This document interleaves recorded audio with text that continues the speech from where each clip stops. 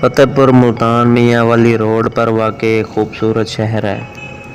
ये शहर ज़िला लिया की तहसील करोड़ में वाक़ है।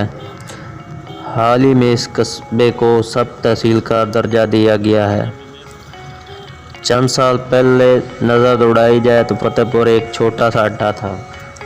बहुत तेज़ी के साथ इस कस्बे ने अपनी तरक्की के मनाज़िल तय की हैं। देखते ही देखते इस शहर में बड़ी बड़ी मार्केटें बन गई हैं। इस शहर ने अपने सदर मकाम लिया को भी तरक्की की दौड़ में पीछे छोड़ दिया है।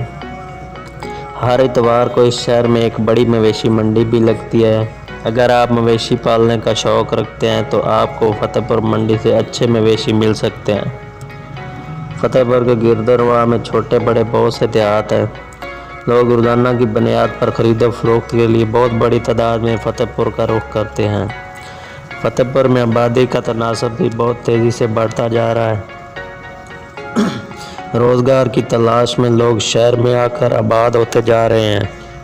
कुछ अर्सा पहले इस एक सर्वे में फतेहपुर शहर को साफ़ सुथरा शहर होने की वजह से पाकिस्तान में पहला नंबर दिया गया था, लेकिन अब सियासतदानों की गफलत की वजह से इसकी खूबसूरती मांद पड़ चुकी है।